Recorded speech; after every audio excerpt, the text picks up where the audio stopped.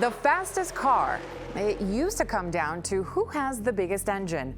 But the rise of 3D printing may mean the winner is the one who can make little changes faster than the other guy. But I would say there's a good chance in the very near future that a good half of the parts and pieces on that race car could probably come from 3D printing. And the race is on to solve a different problem. How to save children from dying when they're left alone, locked inside of a hot car. If we can ride a rocket to the moon, we can figure out how to do something to stop this. I'm Professor Vanessa Ruiz, and you're watching Catalyst. This YouTube edition of Catalyst is brought to you by Arizona PBS and Arizona State University. Life has problems. Science turns them into questions that can lead to solutions and even innovations. This is Catalyst, shaping the future through science research at Arizona State University. Traveling with my daughter for the next couple of years is going to involve all of this. The car seat, the back seat, every single time, every single errand, and there's a lot of little steps involved. But all of this eventually does become a routine. Now, it may make you also wonder, how could I forget that she's back here? Or how could anybody forget that she's back here? But psychologists say, pay attention to that word I just used, routine. Most parents that have had this type of tragedy befall them simply had a cognitive failure. They love their children. And when you talk to these parents, they're grief-stricken. We forget. If people weren't forgetting their children, we wouldn't have 37 deaths per year in the car. The problem lies within human factors. As a parent, when I see things on the news in regards to children being left in hot cars, it absolutely breaks my heart. When I have a quick package to drop off at UPS where I know I will literally be in the store less than a minute, it is very tempting to leave the children in the car and lock the doors, turn the engine on with my remote, go in, drop off the package, and come back out. However, the risks are still too great. I think when you become a parent, your mind changes, your responsibilities change, because you're not only responsible for yourself, you're responsible for the lives of your children, obviously. Let's split the problem into two factors. The vehicles, not just how hot they get inside, but also how they get hot, as well as how quickly they do or do not cool off. And the human elements, our behavior, and how our psychology can play a role in the deaths of children who've been left inside hot cars. Our systems have developed over long periods of time the ability to think and to act and behave in ways that don't demand attention.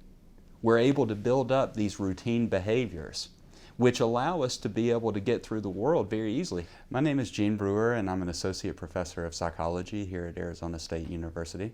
Have you ever been driving a car and all of a sudden you just sort of realize you've been driving for 5 or 10 minutes and you don't have any memory or any thought about what happened? I mean, think about how complex of an act driving a car is. And you don't even have to think about it and pay as much attention. And so we get into these periods, we call it mindless states. So you get into these mindless states and your behavior doesn't really diminish at all. Brewer says those mindless states are simply how we operate in the world. If we had to stop and think about every single action in our day, our brains wouldn't be able to handle the workload. Our mindless states are not an act of selfishness or neglect. Now let's explore the cars and the dynamics of how they get hot. So we put in temperature sensors in the car to measure the air temperature. And we had little sensors that would measure the surface temperature of the dashboard, the steering wheel, and the seat to see what was the temperature before we started the 1 hour and what was the temperature at the end. How do you calculate the risk to a child inside a hot car? This is how researchers at Arizona State University have been working on that problem, carefully measuring how quickly a car's temperature rises to life-threatening levels for a young child. After that, we would take each car and we would turn on the air conditioning and run the air conditioning until we got the inside ambient air temperature down to about 85 degrees. and then we would repeat the process. I did all of the modeling of the core temperature of a model 2-year-old boy to then model the core temperature rise over time of a child that would have been if they were trapped inside of a hot car. So in general, we were interested in how long it was going to take the core temperature to get to a value that is extremely dangerous for internal organ injury or potentially death. And that value is about 104 degrees Fahrenheit or 40 degrees Celsius. In conditions in the sun, where all the cars were in the sun, we saw that it, on average, took about an hour to reach that value of 40 degrees Celsius core temperature. And in the shade, it took about an hour and 40 minutes to reach that value.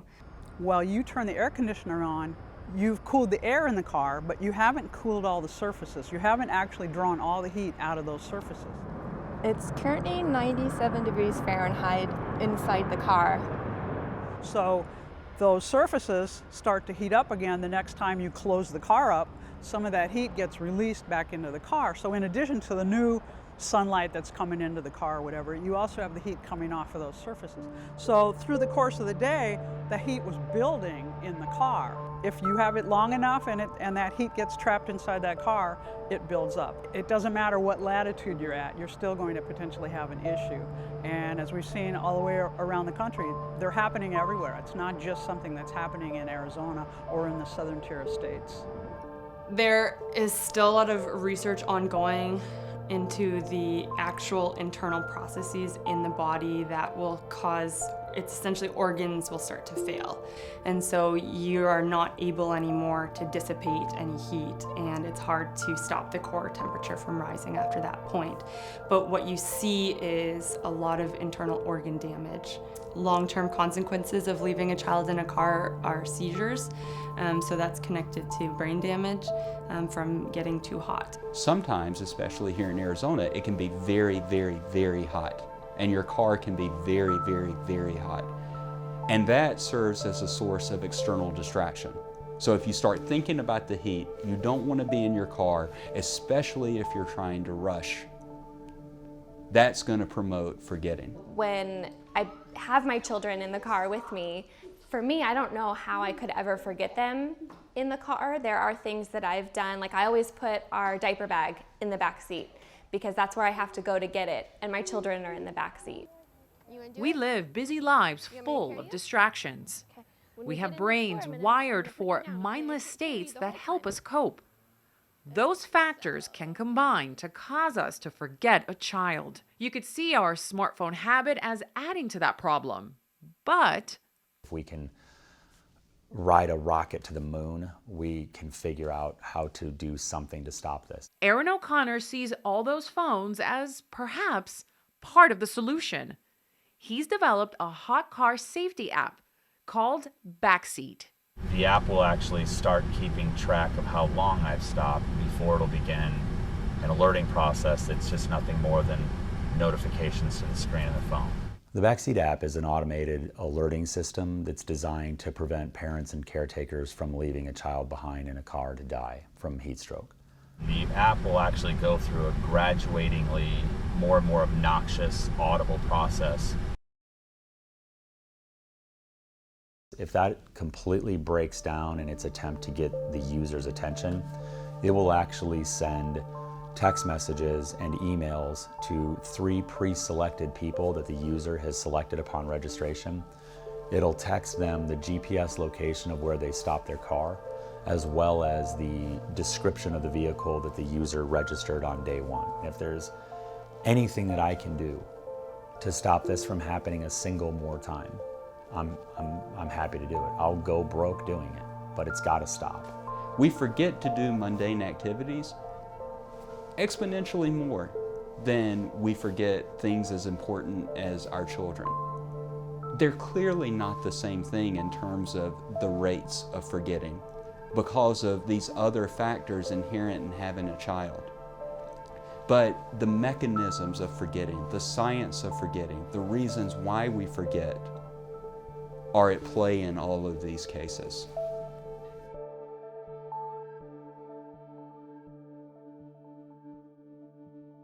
usually when you bring your car here to the auto shop and you need a new part, It can take 1-2 days, maybe even up to a week if it's for an unusual kind of car.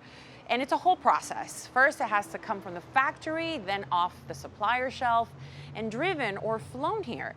Imagine though, instead of doing all of that, what if the mechanics here just went to a computer, typed in the design for your car part, and then just hit print? When you're a racing team, anything you can do to speed a process up and be more efficient, you're only going to gain an advantage by it being that way. Racing, especially stock car racing, is a laboratory where a lot of new ideas happen in car design. There's probably no one any more weight conscious than NASCAR crew chiefs and NASCAR engineers. The lighter we can build that race car, that means all that weight to get that minimum weight, we can put in all the right places, which is low and to the left side of the race car. And right now, NASCAR racing teams are starting to experiment with 3D printing as a way to quickly change and improve the parts of their cars. 3D printing also allows you to iterate very quickly. So I can try design A. Design A didn't work, I'll go to B. B worked pretty well, but what if I tweaked B? So now I'm going to try B 2.0. Okay, that looked great. 2.1 is even better. This will allow these teams to iterate incredibly quickly, to innovate quickly, evaluate how well those designs worked, and then move on to the next design. Back in my day, everything we built, whether it was the complete race car, the body, or parts and pieces, regardless of what material it was being made out of, it was hard, even if it was really good, to repeat that part or piece. You know, we thought we could, you know, but everything was pretty much done with measuring tapes and kind of look at it and go, that's good, let's nail it right there. And then once we got into 3D printing, that changed the game, because even if it's something as simple as maybe an air duct for the driver, if you don't have something like a CAD drawing that leads to 3D printing, it's impossible to repeat that piece. The way that we are using 3D printing now is mainly in the prototyping design and test configurations. We had a team come in and work on the design of a vehicle. Well, the design of the vehicle was always changing because of the numbers in the wind tunnel.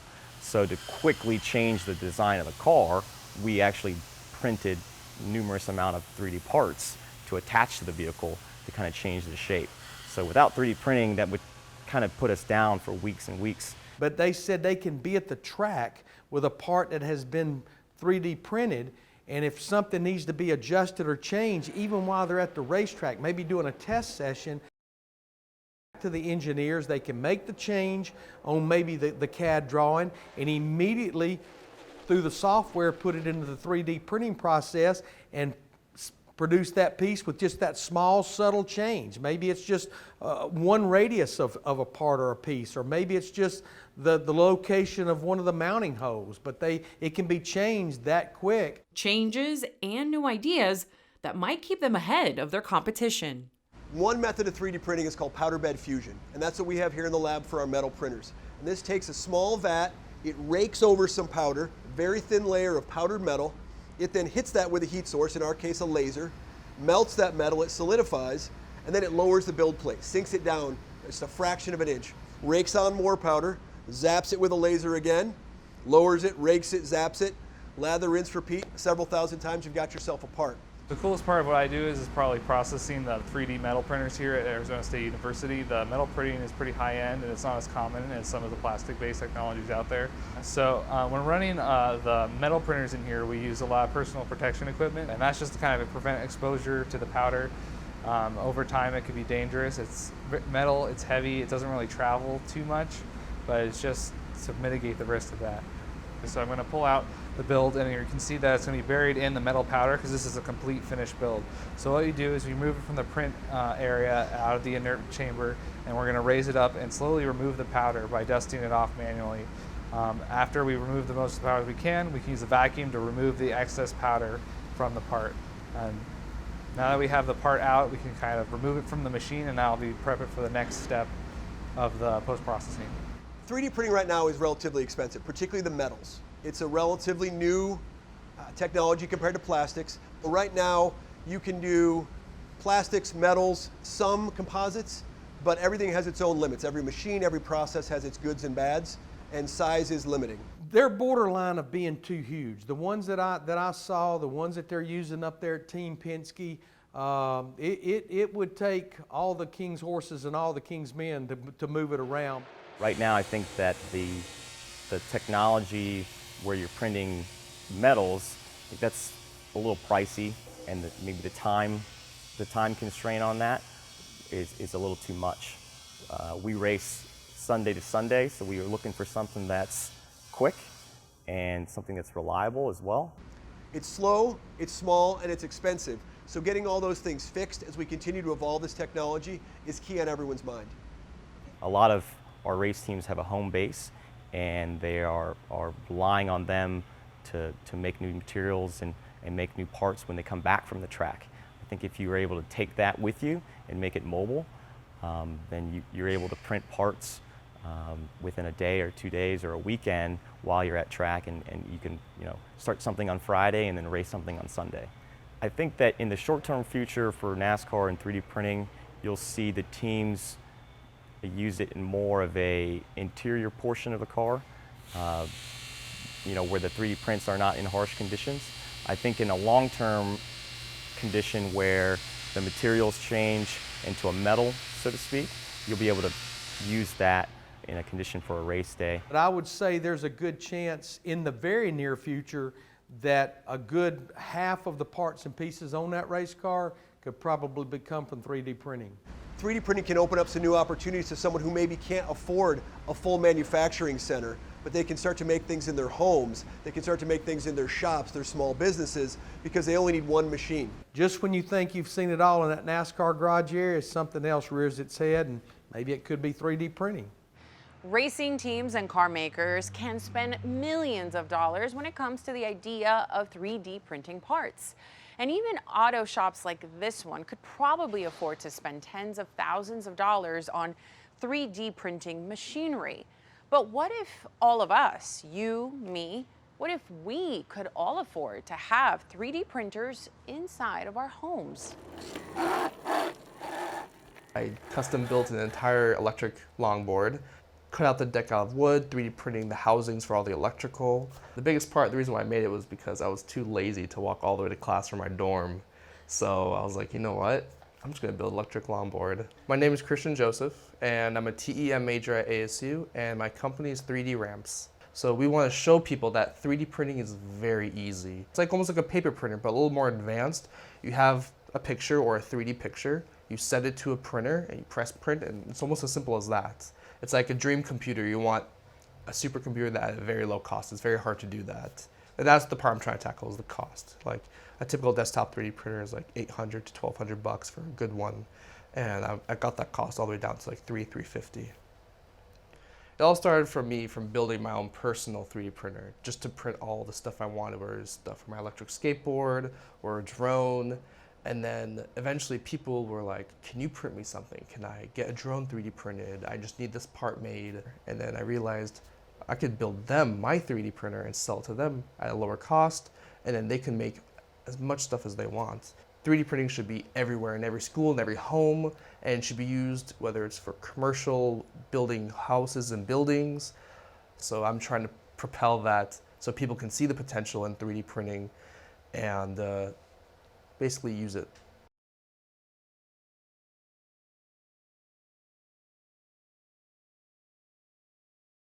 The Barrett-Jackson Car Auction in Scottsdale is a treasure trove of exotic cars. It's also a chance for a group of young engineers to show off the race car they've built from scratch. They are members of Devil Motorsports, ASU's Formula Car Design Club. We're here to promote STEM to children and also to promote our club to the community here. Gere Andiastica is the team's chief of operations. He manages the team's budget, crew, and marketing plan, and loves meeting other car fans at the auction. All these people coming on different backgrounds, and all of a sudden we get into Barrett-Jackson, look at cars, and have a good time. I mean, there's a special meaning to that, I think. As car mechanics themselves, they can appreciate the design of elite driving machines. You can imagine just the amount of work to take care of these things, and I think there's something about that that really staggers me a lot. It's also inspiration to fine-tune their own high-tech horsepower back on the ASU campus, where 95% of their Formula car is being built by hand. Devil Motorsports isn't a racing club. We are an engineering club, and the race car is the medium we use to train the members of our club to be engineers that are ready immediately to go into industry after school. Chief Engineer Michael Kuntz keeps the team on track to meet their deadlines. First off, big round of applause. Rolling chassis. Congratulations, guys.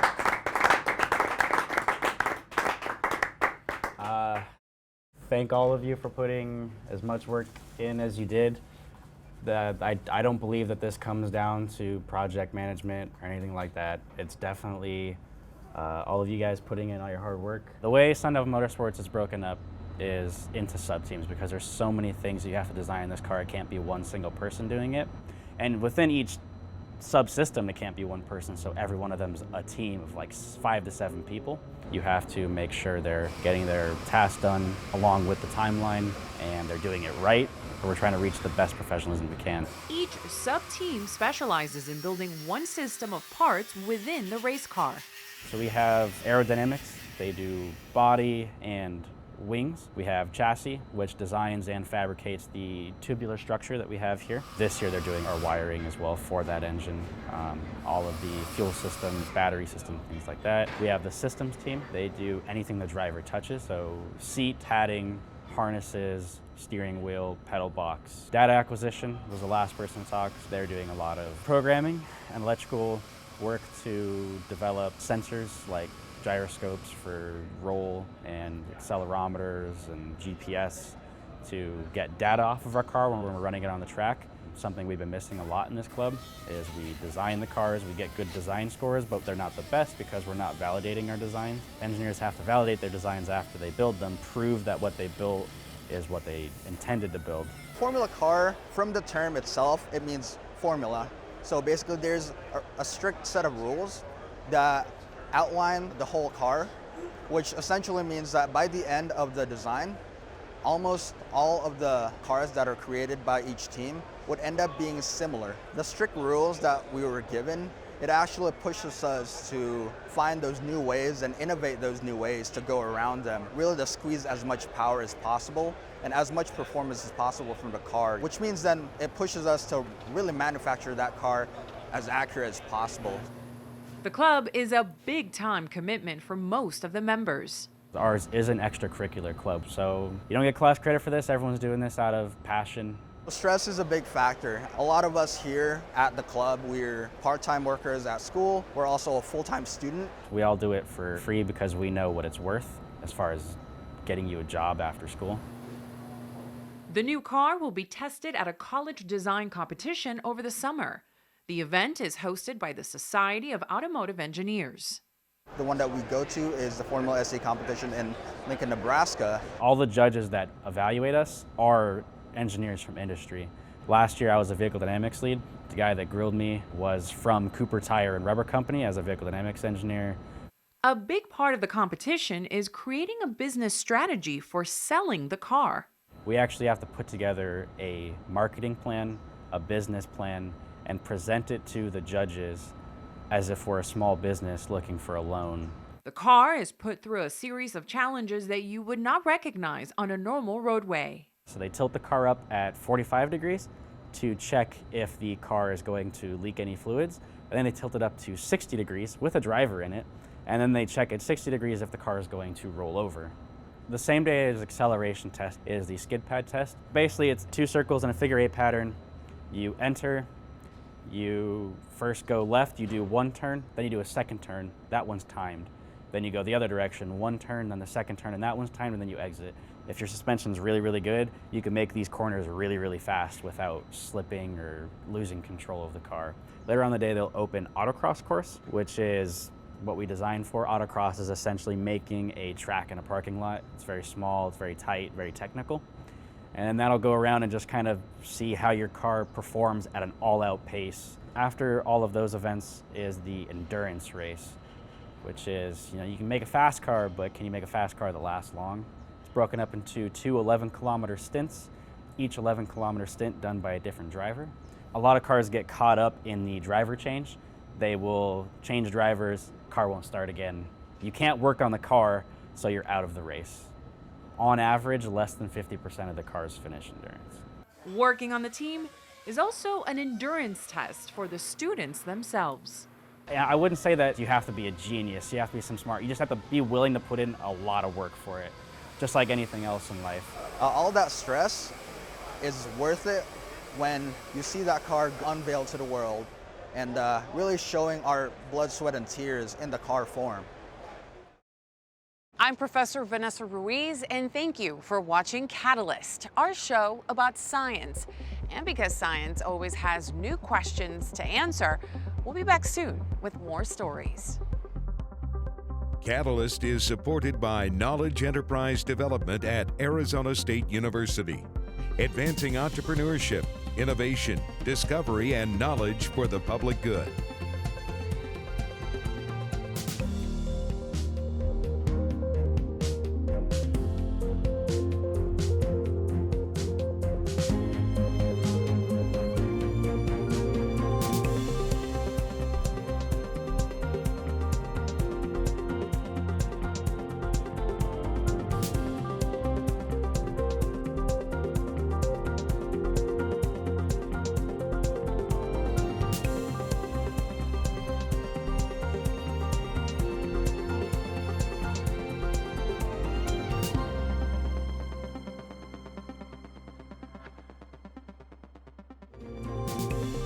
Subscribe to this channel to see more episodes of Catalyst on YouTube.